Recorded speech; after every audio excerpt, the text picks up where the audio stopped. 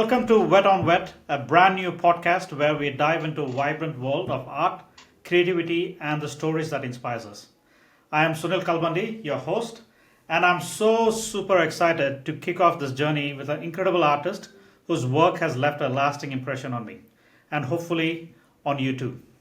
Today we are exploring the art of Daniel Martinez, a gifted painter from Uruguay. Daniel's cityscapes are a masterclass in mood and storytelling, painted in a very muted, earthy tones that evoke a sense of timelessness. His canvas often features intimate urban scenes where the architecture feels alive and the people in the foreground, especially whether they are walking, talking, or as many of you might have noticed, are riding a bicycle. He is always adding a layer of narrative that invites us to pause and reflect. Now, here's a little note about this episode. Daniel is comfortable speaking in English, but not a native speaker. To make sure we have the best conversation possible, I've shared questions with him ahead of time. This way, he can lead and share his insights, inspirations, and creative process on his own words. My role today will mostly be to listen and guide us through his incredible journey as an artist. Whether you're an artist, enthusiastic, or simply curious about the minds behind the masterpiece, this episode is for you. So let's dive in and explore the world of Daniel Martinez together. Welcome to Wet on Wet. Hi Daniel, how are you? Hi Sunil, how are you? I'm doing Thank you really for well. this opportunity for this conversation. No, the pleasure is mine. We could start in many different places. I think probably we should just start with a little bit about yourself, how you got into watercolors, where you grew up, anything to start with, just a little bit intro for people to know about you. Okay. Uh, well, like you said, my name is Daniel Martinez. I'm from Uruguay. I have 47, and I start painting watercolor in 2021. Okay. But I practice my watercolor every day, Yeah. and I love watercolor. So the quality of your work is very good for somebody who has started in 2021. Thank you, thank you, thank you. It's a lot of work, of practice and learning. Yeah. So what made you get into watercolors? Uh, Why do you like watercolors? why? Yeah. Why watercolors? Uh, Why not oil or acrylic? um, I love I like watercolor because the simplicity. Yeah. It's simple. It's easy. For me, it's easy. It's fast. I like drawing fast and finish a watercolor in 40 minutes, 1 hour, Yeah. and and this is the reason because I prefer watercolor. Yeah. No. Especially, I'm very surprised you started only in 2021. Your work looks very, very strong for somebody who's been doing for last 4 years. Can you just talk about why cityscapes? You do a lot of cityscapes. Why cityscapes?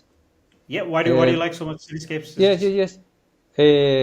Because I like the city. I like the movement in the city. I like I love the architecture. I love walking the street and looking the buildings and the people walking in the street and the bicycles and the cars. Uh, this this is the reason because I paint landscapes or cityscapes. Yeah. Um, only this only I prefer nowadays. I try to paint uh, uh, others themes, but I prefer cityscapes. No. I feel it's like, especially the people in your cityscapes, they feel like it's got a nice character. And the cycling, there's always a person cycling in your painting. There's one person who's one or two people who are always cycling.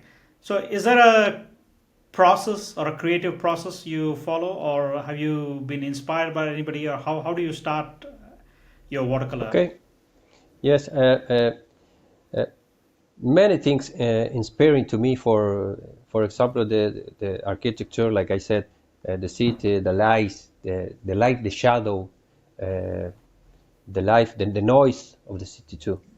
Uh, the moment of facing the paper is beautiful. It is there where everything uh, being to happen, and step by step I being to apply the layers, Yeah, and the figures appear and suggest other figures. yeah. Um, it is wonderful to see the shapes, the texture, and that in a few minutes they transform into a landscape full of life. No, but also one thing you didn't mention, Daniel, you are a full-time professional photographer as well. Yes, I am a photographer full time, Yes. and this help in is helping me in the in the artwork también, Composition. the art. Yes, Yeah, the yes, composition. Your composition and your paintings are quite strong. It, yes. yeah. So is watercolor your primary mode of work at the moment, or you do photography? How's your time spent? Do you do painting every day or photography every day? How is your time spent? Uh, in this moment, I am painting every day, Yep. and the photography is my work. Is Is my your now is my principal work. I work like a photographer, but Yep. I paint every day, and photography is maybe one time every week. Yep. Is different. Yep. So, but painting you do every day. Is there a routine? Do you get up and then you start painting, or how many hours do you spend on painting on a every day? Every day is different. Yep. Maybe 1 hour, maybe Yep. 2, 3, or 4 hours Yep. painting every day is different. Is different. And is there a technique or a practice you do which others can copy? How? What is it you do so that? Is there any particular method you just copy from photos, or do you just do on your own? Normally, I paint with pictures, photos, Yep. because it's more easy. It's more easy Yep. for me. I Yep. prefer be in my studio Yep. alone and painting. Is, um, I think it's more easy that Yep. painting in the studio. Of course. Yes. So, do you do plein air as well? So you go outside and then paint as well? Yeah, I like plein air, but it's different. Yes. It's other times. It's people walking around and Yep. looking, taking photos. This is like a distraction. It's Yep. beautiful too, but Yes. the distraction is important. Then Yes. you cannot you lose you lose the concentration in the artwork. I understand. No, no. But again, it's a different type of art as well. So you go Mhm. do plein air and you come to studio. I do most of the paintings in the studio as well. I do go out, do some plein air, especially when I'm traveling and other things. But mainly, it's working in the studio. Mhm. Can you tell something about how you've been using, or I think a lot of people who are watching this will be interested in is how you manage the social media and the marketing as well. Um, yes, marketing is a necessary evil. That's Necessary right. evil. I said it's necessary evil because I would like to have all time for to paint, but many time I spend more time creating an attractive post Yes. than the time it takes me to create a work. But I think it's very important to show your artwork in an attractive way. So do you manage all your social media on your own, or do you have a team or somebody who's helping you? It's all done by you? No, no. It's my. I like to do this, make this work. Yeah, Then it's me. it's you. Yeah. No, no, no. And so somebody who is thinking about watercolor is when you said it's easy, but also a lot of people think it's not easy. What do you think about if somebody is starting on watercolor? What would you tell them? What does it they need to focus on? Maybe if you are colors, or what is it? What advice would you give somebody who wants to grow or do things watercolor? Um, I think is uh, perseverar. Yes, right. I think this is the key. Work every day with this desire to learn. Uh, the moment you think you have nothing left to learn, that's when you lose. Uh, then I think the persevere and learning every day. This is the key for paint for to be a good watercolorist in one moment. So when people are new and they're trying to start on watercolor journey, is there a easy subjects they should be picking, like landscape or cityscape? Cityscapes are not easy. Uh, City, for me, cityscapes is more easy yeah, for me. yeah, Uh, I don't know. Everyone need to prove different tips, different yeah, cityscapes, landscapes, or whatever. yeah. So in terms of watercolor, right now I feel it's like you got a really strong artwork. So where do you see yourself? Are you trying to? Where do you see yourself in next 5 or 6 years? So are you planning to do more of watercolor, or is there any particular subject? I don't know what I see in the future for me. Yeah, This is a question. that's the question. Yes. I don't know. For me, it's a surprise every day. Every Yeah. year is different. I have different opportunities. The watercolor is a big surprise for me. Yes. Um, I know this world, the watercolor world, um, 4 years Yeah. ago. Then Yeah. I really is really a surprise for me every day. Yeah. Um, um, it's different. It's beautiful. It's beautiful at the same time. I enjoy the day, and Yeah. I wish to live many more years to Yeah. see my children and grow up with my wife and have plenty time to paint. This is Yeah. I want This is for the what you future. want. Yeah. It's what everybody wants. So have more time to do things what they like, right? So another thing I Exactly. wanted to bring up is uh, the AI. Right now, everything is about AI. So there is softwares which you can easily put in simple inputs, and then you can create a lot of AI, generative AI. So what's Mhm. your opinion about artificial intelligence and all the work that's going on right now? Um, can be used as a tool in the creative process, but I consider that in art, what emerged from our natural intelligence is more valuable.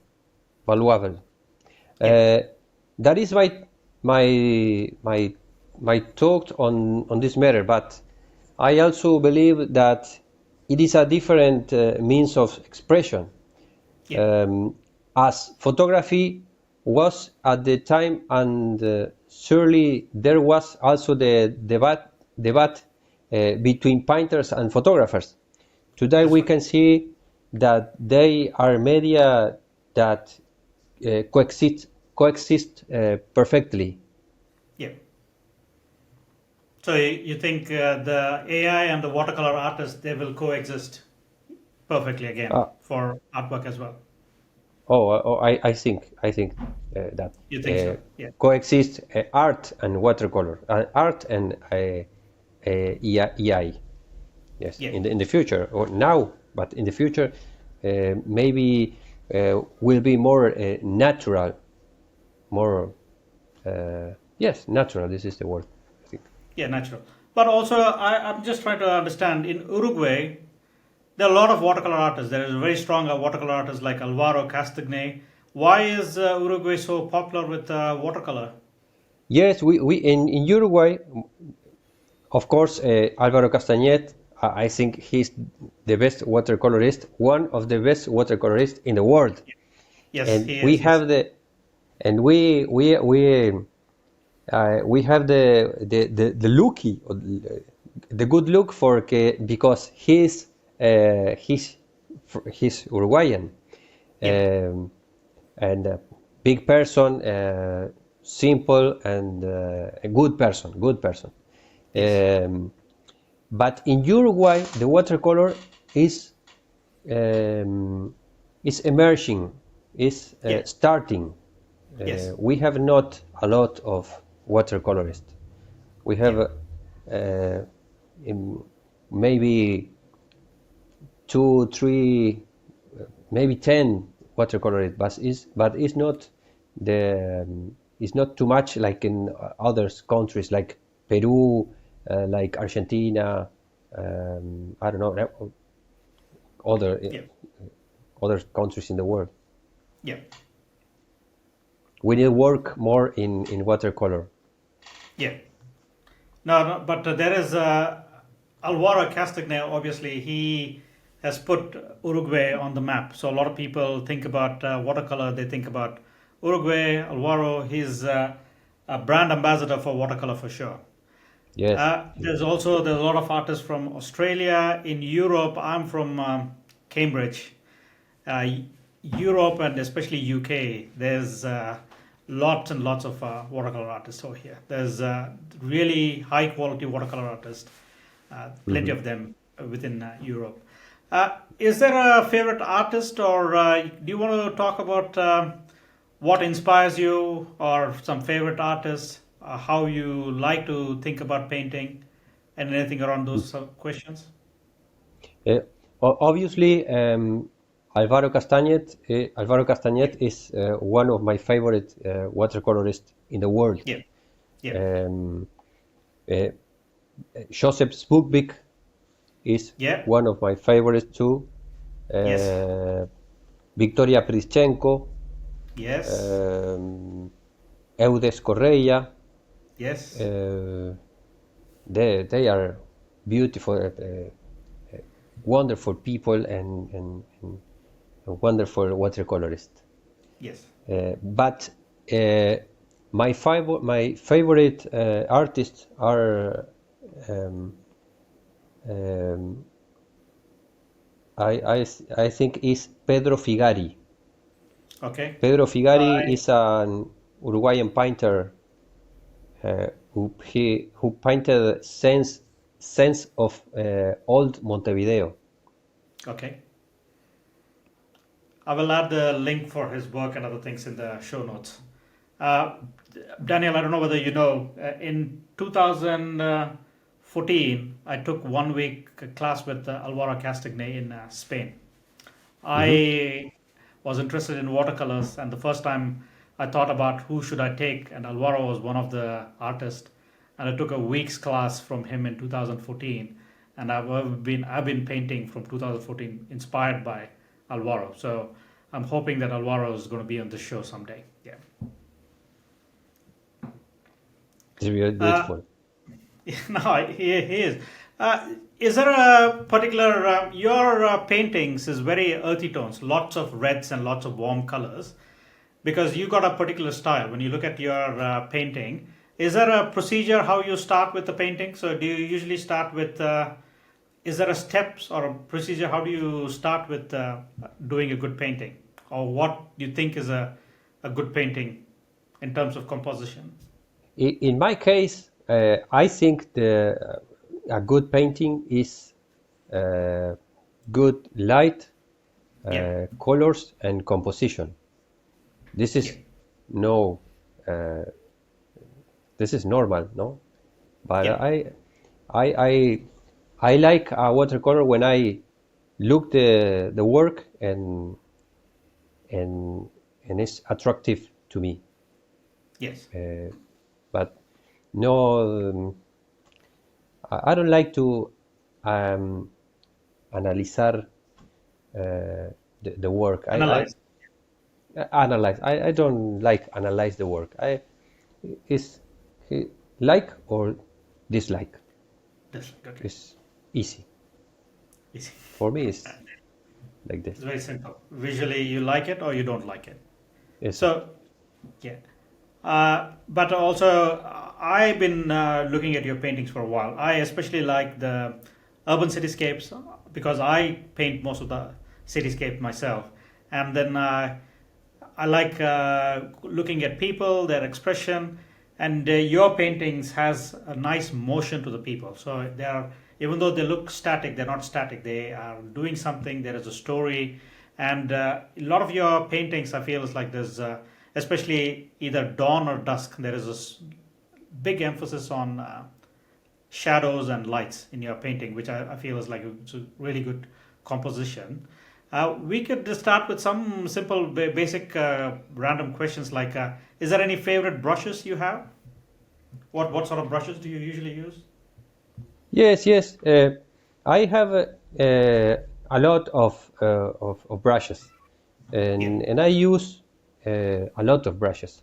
Uh, Depends what I'm painting or what is the moment in this watercolor. The yeah, first layer, the second layer, and the third, and I use different uh, yeah, natural brushes or synthetic. yeah, I have not one favorite. I use uh, a lot of yeah. different brushes. So if somebody is starting new, is there a particular brush you would tell them to buy? For somebody who's looking at buying a set of brush, do you prefer flat brushes or round brushes? I prefer a round brushes. Round brushes, okay. Yeah, Round brushes. Yes, round yeah. brushes. Yes, yes. So what sort of, I know you are ambassador for Rockwell pigments. Could Yes. you talk about what pigments you use commonly? What are your most common pigments? Uh, I use Rockwell Yeah, a lot because I am ambassador, like you said, yeah, and I love Rockwell. Rockwell is beautiful colors, vibrant and yeah, good textures. But I use other brands too, like sure. Daniel Smith, like Winsor and Newton, like Yeah, Michello, uh, yeah, because in every color, in one color, you can find difference yeah, in it's different the ultramarine blue uh, from Daniel Smith and yeah, from Rockwell and from Winsor and Newton. Everyone yeah, is different texture, different tones. Then I use different brands, but yeah, I think that we need if you want start in watercolor, you need uh, 4 or 5 colors, uh, really important, like ultramarine blue, Chinese red, um, yellow ochre, bronze sienna, um, and I use Payne's gray yeah, to is one color. This 5 colors is really important for me. yeah. No, no, no. I think I would add cobalt blue. I use cobalt blue and ultramarine. Those are the few colors I use mostly as well. Yeah. Mhm. In terms of paper, what sort of paper do you use? I use Arches, I use Bao Hong. Yep. Bao Hong is really good. Arches Yep. 2 is really good. Now I have five sheets of Honeymuller or Yep. Honeymuller. Yep. It's good. It's good. But I like every paper. In Uruguay, Yep. we have a new brand of paper. Yep. It's good. It's working and it's good. The brand is Moshe. Okay. Moshe. This is a I will add good that brand. link in the show notes. Yes. It's a good brand of paper. Yep. No, no, no. I mean, also, I just wanted to understand is like, with the watercolor, is there any particular item you like the most, or is there you can't live without, or how do I say? Is there something you have bought in the watercolor which you have used it more over and over again? No, no, no. I think my style is um,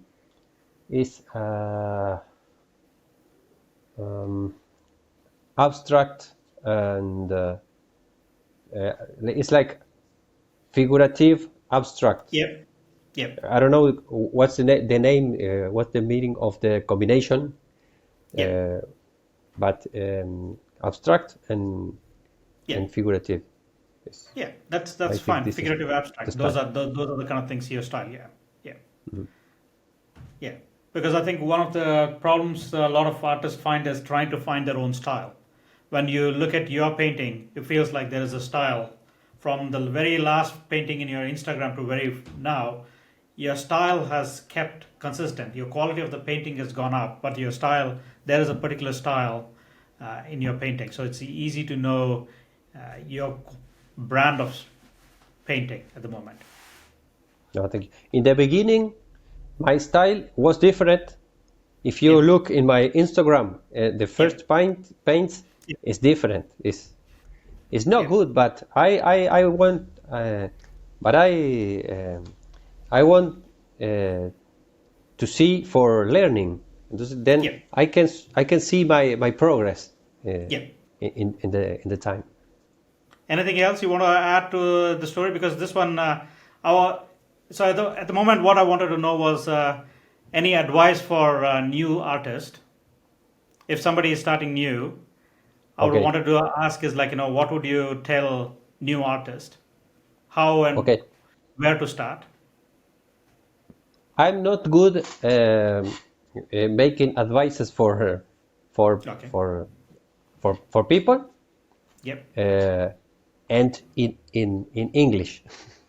Yes. It's a but I think it is a challenge to face to blank sheet of paper.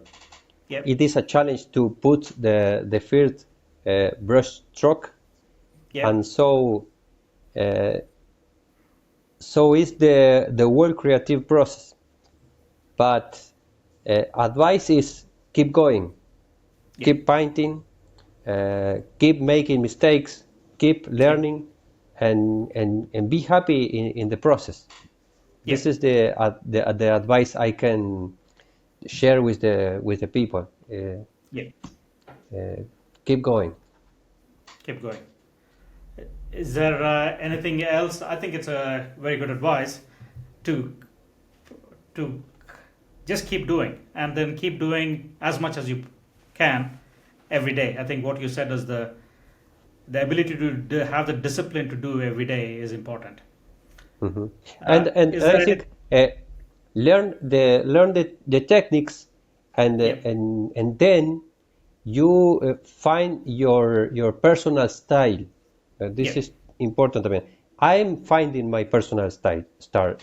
style. Yep.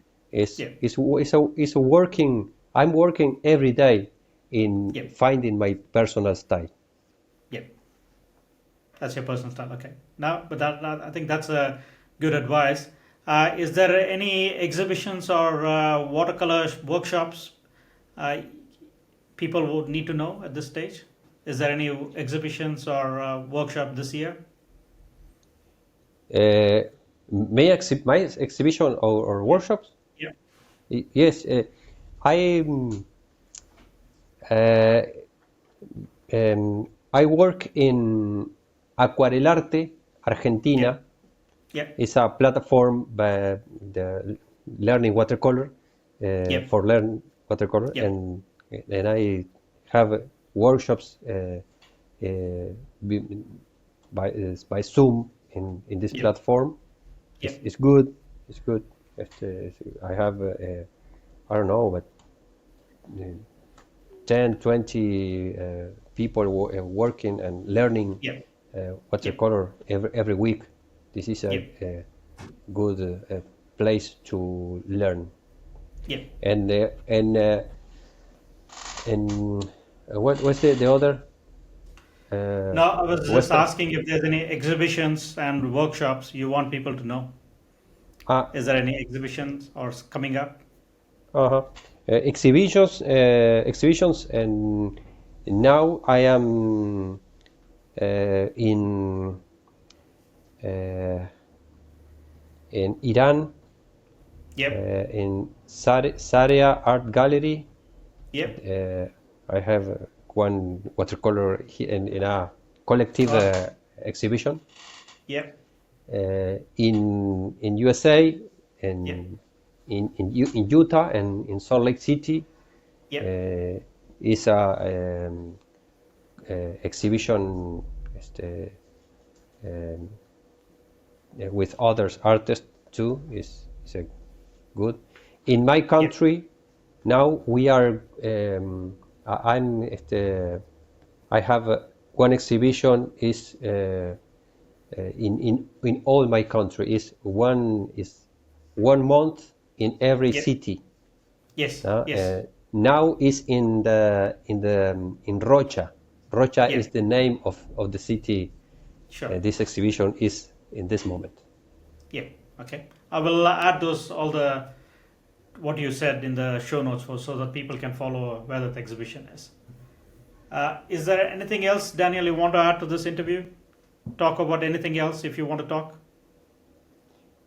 Uh, no, I think is Yep. If you want to talk, if you are happy with this one, or if you want to add any other thing, doesn't have to be the question. You could just add if you are interested. If you want to talk something else about painting and other things, is fine. If not, then we can. I will do a small outro and then we can close the interview. Is there anything else you want to add? I think it's okay because Okay. my English is super bad. No, it is not. That's what I'm saying. It is not bad. I don't know why you think that it is bad. It is perfectly fine. I think it's just you're being hard on yourself. Do you think is okay? It's absolutely fine. I'm saying is like, do you Yes, know fine. the artist from Taiwan, uh, Chung Chen Chung Hua? He's a good artist as well. Uh-huh. He is from Taiwan, and he is also. He said, "I would like to come to the podcast, but my English is not good." But I'm just saying is like, would it help, Daniel, if you speak in a normal your own language, and then we can convert into put subtitles in English? This is better. This is better. Okay, Eh, that's fine. talk in Spanish, Yeah, and then we and can put subtitles. eso sería mejor. This is better. This, This is better. Okay. but So, if you think it's necessary, we can talk in. I can talk in Spanish more. I can more. explain more in Spanish. So, what I want is for you to explain in Spanish a little more about your process, how you start a painting and how do you finish a painting in Spanish. Yeah, because we can use that clip for sure. Because the whole, I think people would like to know how you think about a painting and then how you finish a painting. Yeah, if you can Mhm. explain in Spanish, that would be easy. It doesn't have to be in English. Now, Yeah, right now, if you want to just do it, and then we can use that in the clip as well. oh, okay. Yeah. Bueno, mi proceso creativo es muy simple. Eh, lo que yo hago primero es seleccionar correctamente la escena que quiero pintar. Es necesario seleccionar correctamente la escena. O sea, si voy a hacer una foto o si voy a pintar un paisaje en vivo, tengo en cuenta que haya alguna luz que me permita crear algo que sea lindo, que sea bonito, que tenga contraste, que tenga colores. Para esto necesito elegir, como primer paso, elegir correctamente la escena. El segundo paso es ubicar los elementos en la escena. Y esto lo hago de una forma muy simple. Lo que hago es ubicar los elementos principales. Aquí, por ejemplo, tenemos dos grupos de edificios, un edificio en primer plano, un edificio en segundo plano, y lo que intento es simplemente representarlos rápido con el lápiz para poder luego pasar a la parte más divertida que es pintar. Entonces, hago unos bocetos rápidos, ubico las personas más o menos, las personas donde yo quiero que estén. Si quiero que haya alguna bicicleta, la puedo incluir, algún auto, también los incluyo rápidamente.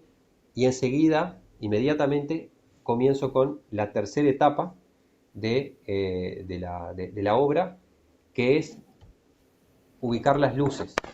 Entonces veo dónde están las luces, tengo un sol, tengo el cielo con un tono, el suelo con otro tono y aplico unas pinceladas rápidas con esos tonos que necesito. Después, el siguiente paso es ubicar las sombras importantes, que son justamente los edificios, estas grandes manchas de los edificios. Y después como siguiente paso, voy a aplicar las ventanas, los detalles, todos los detalles de los edificios, las personas, voy a ubicar todo en su lugar con un solo color. Utilizo normalmente solo gris de paine o Payne's Gray para ubicar todos los personajes. A ellos después les agrego algunos detallecitos de color, empiezo a hacer las caras, algunos brillos en los hombros y aplicar así los últimos detalles como las columnas, las luminarias, todo ese tipo de detalles que le dan riqueza a la obra. Y así es y así es el proceso. Es un proceso muy simple que me permite crear diferentes escenas. En este caso una escena un poco más nocturna, con algo de luz artificial. Pero para mí es muy importante que siempre haya eh, algo de luz, luces y sombras que llamen un poco la atención, que sean importantes. Y acá, por último, una escena de es una escena de Buenos Aires, una escena muy bonita. Si vemos los detalles, en realidad son muy simples, son manchas, y lo que intento en mi obra es sugerir las escenas, no dibujar o no mostrar todo totalmente procesado al espectador, sino que generar algunas manchas que sugieran y que permitan que el espectador, que quien ve la obra, pueda terminar de imaginar, de alguna manera completar la obra.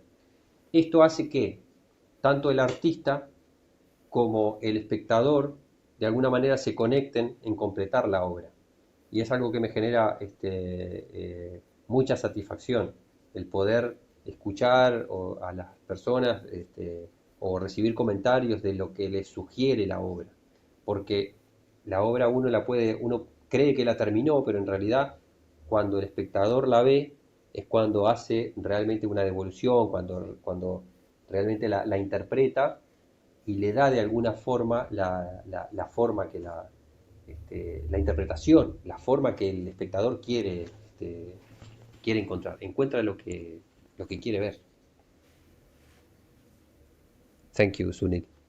No, thank you. Now, it sounded a lot more interesting.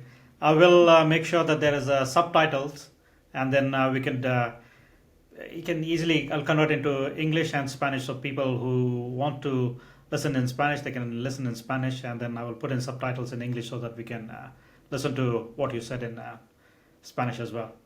And that's a wrap on our very first episode of Wet on Wet. A huge thanks to Daniel Martinez for showing and sharing his incredible journey, his creative process, and the stories behind his evocative cityscapes. If you are as inspired by his work as I am, I encourage you to check his art online, and then I will include all the links in the show notes so you can explore his world further. I hope his story has given you some insights or ideas to bring you into your own creative process. If you enjoyed this process, or if you enjoyed this episode, don't forget to subscribe Wet on Wet so you don't miss future conversation with world-class artists from all fields. And if you have an artist you would love to hear or a topic you would like to discuss, drop me a message. I'd love to hear from you. Thank you very much.